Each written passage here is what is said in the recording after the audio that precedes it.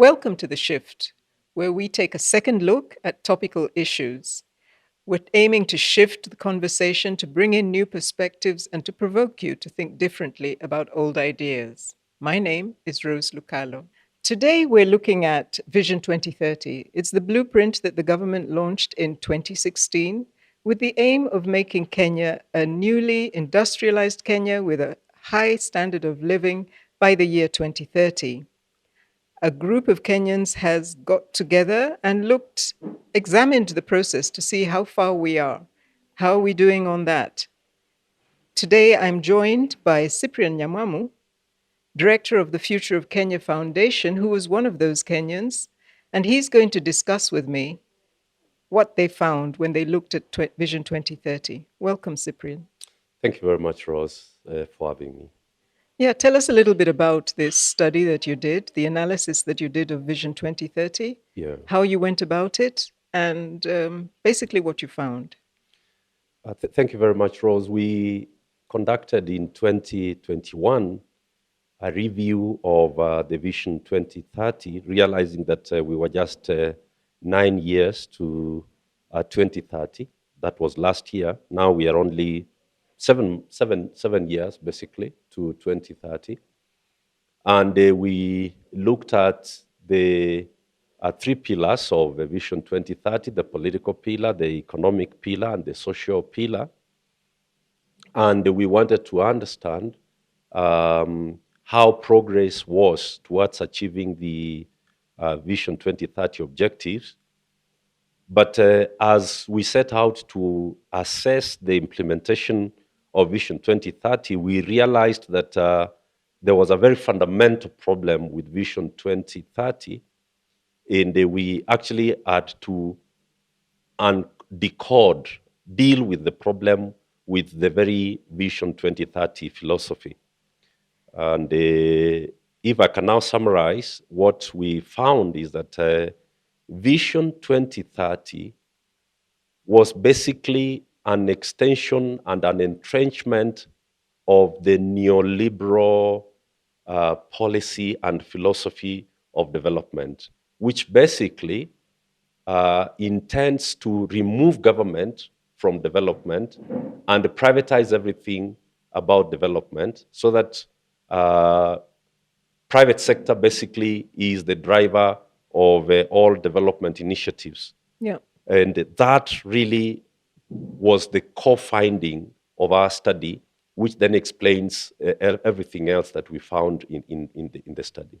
You mentioned something about you found a fundamental flaw. Yes. Which caused you to pause. Yes. What exactly was that flaw that you're speaking to, you're referring to?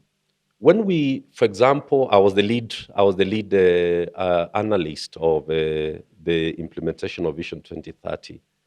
When we got to the political pillar, we, for example, realized that Vision 2030 was actually promulgated, was put together and commissioned in 2008. This was years before the enactment of the current constitution of Kenya. Now, when you look at the philosophy of the Constitution of Kenya 2010, and you look at Vision 2030 and the model of development that is proposed there, you realize that that Vision 2030 was actually established on a completely different development philosophical framework from the vision that is expected and envisioned in Constitution of Kenya 2030. Let me summarize that very quickly. If you go to Article 43, for example, where we talk about the economic and social rights, we call them the ECOSOC rights, the state and society envisioned in the Constitution is not the one that is envisioned in Vision 2030. How so? This one says, for example, that it's a right of every Kenyan to healthcare, it's a right of every Kenyan to food, it's a right of every Kenyan to water, it's a right of every Kenyan to education, a clean environment, and several other things that Article 43 declares as rights. Vision 2030 mentions nothing of that sort. It envisions a country where the private sector will be a provider of the main things that people need. So, therefore, and I'll conclude there, Vision 2030 does not see development as a right. It sees development as a service, which is only available to those who can afford it. That's Vision 2030. Vision 2030 envisions development as a service which is only accessible to those who can afford it. But there are people, I think there are people in government who believe that they are developing the country. Sure. And they point to roads and bridges and water dams and all Exactly. sorts of things. Sure.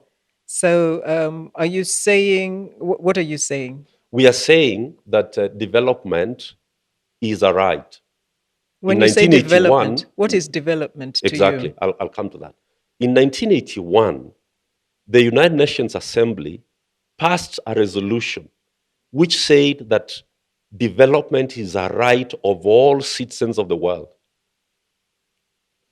When you say that something is a right, it means that it's an entitlement, it is supposed to be accessible to all, regardless of their socio-economic or whatever status. But so, what is development? Development is about five things. First of all, it is the reduction of vulnerability, it is the increase of income, it is the increase of capability and capacity. Development is the securing of human rights and freedom. And number five, development is the leveling of ground for potential, for everybody to rise to his or her greatest potential. That is the understanding of development. So development, as understood in Vision 2030, is a situation where an environment is created for a private sector to develop business, and therefore for those who can afford the services that are provided there to afford those services, which is basically capitalism. Yeah. But development, as understood in the UN resolution of 1981 and as understood by the Constitution of Kenya, is not the capitalist approach to development. It is actually the UTU, if we can call it. The UTU, the access to dignity for all human beings, whether they are able to afford or they are not able to afford. So there is a fundamental philosophical departure in terms of what development is between Vision 2030 and what the Constitution of Kenya understands that development to be. That conflict is what confounded us. And we said Vision 2030, therefore, must be reviewed so that it actually conforms to what the Constitution of Kenya 2010 envisions development to be. And who have you shared this with? So, I mean, is anybody listening to your I cannot say that there are many people who are listening. What we've done terms of- since last year is that we've shared the publication with all the major political parties, about 16 of them, which then collapsed into the two formations, as it were. We have shared it with the government ministry, treasury, and the development planning ministry, and the Vision 2030 Secretariat themselves. When we launched the publication in May, Vision 2030 was represented by the top officials of that secretariat. In the conversation has not progressed, I guess, because the major political parties have not embraced the proposal that we are putting forward. I think I read somewhere also that you attribute the entrenched or the difficulty with addressing corruption to some of the structural the structural basis on which our economy is formed. Speak a little bit about that. Not just our economy, but our state. And I like using this to explain it so that it is it is very easy for everybody to understand. Our state is a colonial state, which then we now call a neo-colonial state. Somebody asks, how is that? Mm. The state that the colonial government built in this country was for extraction of wealth out of Kenya, out of Uganda, out of these places. So they built a railway from Mombasa to Uganda, through Kisumu, through Eldoret, all the way to Uganda. And it's along that railway that everything was built. All the provincial hospitals were built on the railway, whether it's Nakuru, Kisumu, Russia, Mombasa, Nairobi, Kenya. So the healthcare was built along the railway. Yeah. All the national schools, as they used to be, the alliances, the mangus, all the national schools, Maseno, were built on the railway. All the military camps, including the training schools, whether you're talking about the Navy in Mombasa, you're talking about Eldoret, the training, whatever school, you're talking about Nakuru Lanet, you're talking about Moi Air Base, you're talking about Thika, it is 50 kilometers of the railway. Everything about this state, whether it's political, educational, health, everything is along the railway. The colonial government envisioned a state where the extraction was going to be very efficient. So they built schools and they built hospitals, they built the media, they built the military, they built the police. Everything was supposed to be along the railway because it was supposed to extract the agricultural, productive, white highlands and everything else. So when the sessional paper number 10 was promulgated by the Kenyatta administration in 1965, it said that Kenya is going to continue to invest in its highly productive areas, which are along the railway line and along the white settler highlands. And therefore, the rest of Kenya was described as unproductive and therefore not worth investing in. That's why from independence up to 2012, there was no road going to Marsabit. Yes. Absolutely no road. There is still no road connecting Garissa to Wajir and Marsabit and so on and so forth. I think we're also seeing electricity getting to some of these places All right. now, more than 50 years because after those independence. are called flagship projects in Vision 2030. Yes. An airport in Isiolo, electricity to these places. Which places is this electricity is being extended to? It's extended so that it can be able to reach places where then extraction can continue. So we did not deconstruct the colonial state so that we built an autonomous, democratic Kenyan state and society. And that is the entrenchment of the neo-colonial state, which is supposed to support the privatization of this economy and exploitation of all our wealth, coffee, tea, everything to be exported. So the people who are exporting all the wealth are actually abjectly poor wherever you go to. Yeah. Whether they are growing sisal or coffee or tea, they are doing it for export. Yes. And that's why we are starving, yet we have all this arable land and we have all this wealth.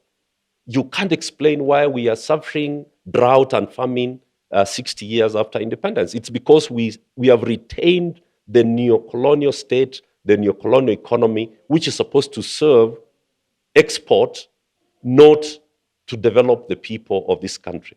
I think it features what you're saying. I think has been a concern of the tourism sector. It's not appreciated. It's like we run a playground for other people to play in, and that has been raised as a big concern. So when you speak of neo-colonial, you're saying the state is still serving the same colonial powers that it served before, and Exactly. it has never become. It has never become a Kenyan state. A Kenyan state. It What is necessary to get there? Because I think I hear you saying two things. Vision 2030 will never deliver what it promises because it it does not. No, no, no. It's actually delivering what it promises. Okay. If you go to the whole of Marsabit, Turkana, and the wind projects and the geothermal projects and all these projects, the energy sector, the road sector, it is all about enabling foreign direct investors to reach every part of Kenya so that they can continue the exploitation. We have now built the railway SGR from Mombasa to export what? It is not to export something, it is to accelerate the rate of importation. That is why Kisumu has more Chinese fish than from Lake Victoria. So if you look at the state that is in Kenya, where we keep holding elections and electing governments, those governments are client administrations. They are there to ensure that there is peace in this place so that foreigners can come in and accelerate the rate of exploitation of what is valuable in Kenya, and they import into this country as a market that which they have from outside the country. It is so arrogant that the Japanese say that the car in front of you is a Toyota. Yes. And actually, when you look, it is a Toyota somehow. That's how arrogant this continuation of the colonial administration. So the expansion of roads like Thika Highway, Thika Superhighway, is not to build Kenya. It is to increase our capability to import Japanese cars, Germany cars, cars from Britain, and so on and so forth. We are a supermarket. Why? And it looks like it sometimes. You see a lot of imported clothes. You don't see We import locally everything. made. We Locally import made. everything. Supermarkets are increasingly filled with imported foods, and Exactly. Exactly. even in terms of our Sure. education system, it often seems like it is going another way. How do we get out of this? So you bring it to a very good point, because once we have explained it very lucidly that this is supposed to be a supermarket for imported things, and it is supposed to be a gateway for everything valuable to be exported out. Don't ask by who. Once that is so clear, then you will understand that manufacturing has been on the decline in this country. That's why we don't have jobs for people. And that's why the top cream of all our education institutions goes out of the country. All our first classers are not in Kenya. Probably 90% of all our first classers, they are not here. They are out of this country. They are teaching, they are researching, they are working in global corporations. That was the idea of the colonial administration. Give an education that makes these people ready to work outside Kenya. So this place is supposed to remain as a plantation, supposed to remain as a place for importation and exporting all that is valuable, including brains. So the question you ask then now is, what do we do? We propose 4 things in the write-up, in the review, and in the publication that we published in May. The project started way back in 2020, but we published in May and launched the booklet in May. We propose broadly, we propose 4 things. What do we propose? Number 1, we propose that the continuation of Vision 2030 without it being reviewed is problematic. We recommend that the government and all stakeholders straight on have a national sitting, a national dialogue where we review Vision 2030, because it remains the country's blueprint for development. And it is very problematic. So we need to review it so that it actually aligns to the Constitution. The second thing we propose is that we must depart from the colonial and the neo-colonial philosophy of development, which is for export and for import of what is valuable, and so that we can be able to embrace UTU, move away from the entrenched capitalist model, which is to promote imperialism, and come to UTU, where we build the capabilities of Kenyans to produce for this market, for the East African market, and so that we can be able to transform the lives of the people of Kenya. Number three, the publication says that under the UTU philosophy, we must see development as a right because we are signatory to the United Nations conventions and resolutions. The 1981 resolution says development is a right. The Constitution of Kenya says development is a right of all the people of Kenya. Yeah. We can therefore not proceed as if the Constitution doesn't say that. So we say that under UTU number 3, we must get all governments in this country to facilitate and promote development as a right for all Kenyans, especially based on what is in Article 43 of the Constitution of Kenya. Development is a right. Finally, we propose something that is fairly radical there, which says that all public goods should remain as public goods if then we are going to make development as a right to the people of Kenya. In that booklet, we list what we conceive as public goods that should be accessible to all the people for there to be a basis for all human beings to be guaranteed their right to life, which is in Article 26 of the Constitution of the Republic of Kenya. Right. Those 4 things we propose, and we are suggesting that all Kenyans should be with us as the Kenya National Interface Team, which is the owner of the project, and we want to disseminate and bring on board as many Kenyans as possible. What are the 4 things? I think you didn't mention them. That we propose? That are proposed as the basis for life. The basis for life. We propose, it is in Article 43. Okay. Article 43 it says, 43, yeah. Article 43 says, healthcare is a right, food is a right, Yeah. water is a right, a clean environment is a right. And so we combine food and a clean environment, and education becomes the 4th. It is there in Article 43. These are things that are not supposed to be available to only those who can afford it.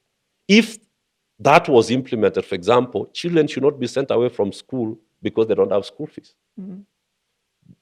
We cannot, if it was implemented, students in the university cannot be told that they are going to be denied their right to education because they can't afford it.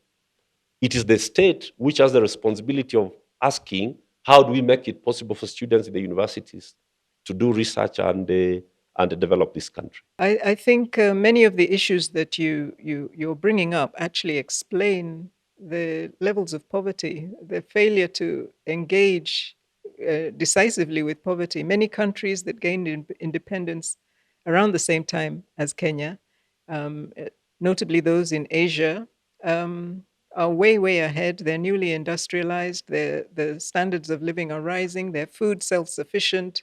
And they are addressing fundamental structural problems that they inherited, whereas we are not. So I think your explanation really does touch the heart of some of these. You spoke loosely about UTU. What is UTU? In our national anthem, stanza 1, there are 5 important aspirations that our founding mothers and fathers envisioned in stanza 1. They are called justice, be our shield and defender. Number 2, undugu. Number 3, peace and security. Number 4, liberty or freedom. Number 5, prosperity, plenty be found within our borders. This is socioeconomic plenty or prosperity. Those 5 are the core of UTU. We are not introducing some foreign concept. Yeah. It is right there in our national anthem. It is those 5 things. And if you look at those 5 things, justice is not accessible or guaranteed to the vast majority of Kenyans, be they farmers or livestock keepers, pastoralists, students, patients. Families do not access justice. There's no justice to probably more than 95% of Kenyans. They don't access justice. Justice is not just going to court and being heard. Justice is the broad sense of socio-economic, legal justice. That's what we mean by justice. So that's number one. Number two about Utu is Undugu, which in English is translated loosely to mean solidarity. But the people who did the translation called it unity. No, no, no. Undugu is not unity. Undugu is solidarity. What is lacking in this country is lack of solidarity. There's no solidarity in Kenya. That is why you see billionaires who can't even contribute 1% when 4 million are starving and dying with their livestock. It's just lack of solidarity. That is simple. Number three is that Utu envisions a country where there is peace and security.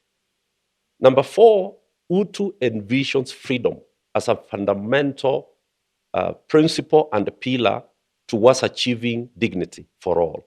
And finally, Utu envisions a country where, or a society where everybody can be able to access economic and social goods, which we call common goods, because those are the things that you need to develop the capability of all. So in a nutshell, Utu means a philosophy that guarantees the dignity and the equality of the human person. Okay. That's what Utu is. There's something that I didn't say, which I think needs to be captured because it's very important, is that a neo-colonial state like ours is actually a contractor state. Is a state that is captured by contractors, by deal makers. Professor Miriam Were said something at the launch, which I think cannot be overlooked if Kenyans are going to understand what we mean by Utu. Yeah. She said that when we talk about the right to health care, every government says build more hospitals. And Professor Miriam Were asked, is building more hospitals the meaning of quality health care to all Kenyans or for all Kenyans? And her answer, which I agree with, is that that is not the idea of access to the right to healthcare. Yeah. She said that healthcare begins with preventive, with public healthcare before you even nutrition, good food, sound, clean environment. Those are part of how you secure the right to healthcare. But she said that we have interpreted that every government understands healthcare as build more hospitals. Why? Because this is a contractor state and they're asking, how do we get the money in the Ministry of Healthcare back to us? So you go to all counties and the idea of every governor is that build more hospitals. But you're not saying get more specialists, specialized doctors, get better checkups, get better medication, get better nurses and everything else. Yes. So they simply, because it's a contractor neo-colonial state, their presence in office is where are the deals? And who are the big boys who need to get the deals? Tenderpreneurship. That is what the state is. The state is a committee for tenderpreneurship. Mm-hmm. It's not a set of institutions that secure the rights of all Kenyans, where development is one of those. That is the crisis we have with a neo-colonial state and a neoliberal system of economic development.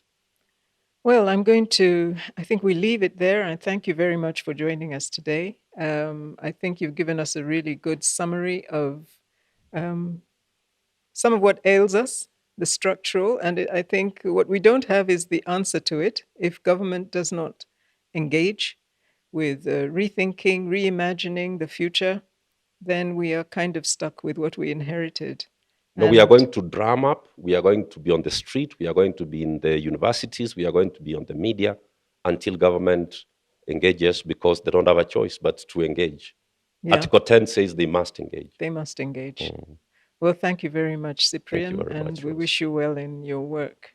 And thank you for joining us on this second episode of The Shift, where we, like we said, we aim to provoke and shake up things a little bit.